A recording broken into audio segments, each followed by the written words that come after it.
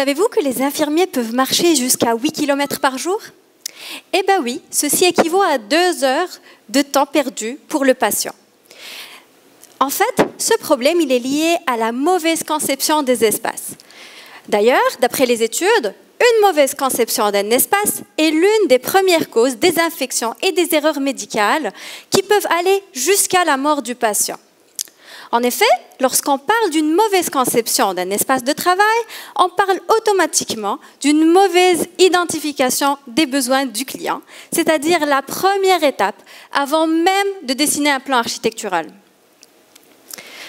Mais le problème dans un projet hospitalier, c'est qui est le client? Est-ce qu'en fait, c'est le ministère de Santé qui est le client payant? Est-ce que c'est les usagers? Donc, est-ce que c'est les infirmiers, les médecins, le patient, la famille du patient, etc., etc.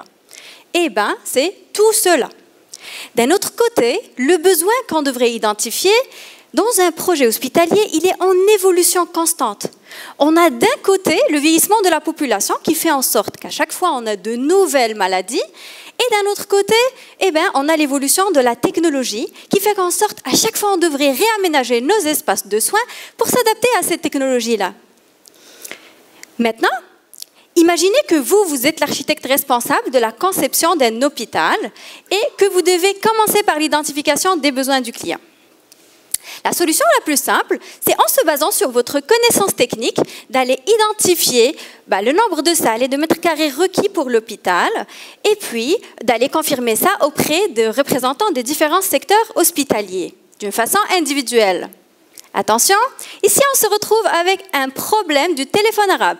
Le client imagine une chose, vous la comprenez d'une façon, vous l'écrivez d'une façon et vous la dessinez d'une autre façon.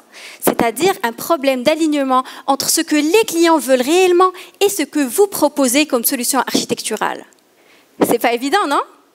Eh bien maintenant, qu'est-ce que vous en pensez? Au lieu de travailler dans votre bulle et d'aller juste confirmer ça auprès des clients de façon individuelle, eh bien de les faire intervenir tous ensemble dans un seul espace, là où on va créer une vision commune et les aider à développer eux-mêmes leur propre solution architecturale. Cette méthode s'appelle le Lean. Elle a vu plusieurs succès dans certains hôpitaux. On a pu réunir plus que 400 personnes, entre autres les médecins, les infirmiers et les patients. Cependant, à nos jours, il n'y a aucun protocole de mise en place de ce type de démarche. Ma thèse vise donc à proposer un cadre conceptuel qui aidera autant les chercheurs que les praticiens afin de développer des espaces de soins plus efficaces et plus sûrs pour les patients, afin de diminuer les distances parcourues par les infirmiers. Mesdames et messieurs, la vie du patient ne dépend pas seulement du cadre médical, mais aussi de la proposition architecturale. Merci.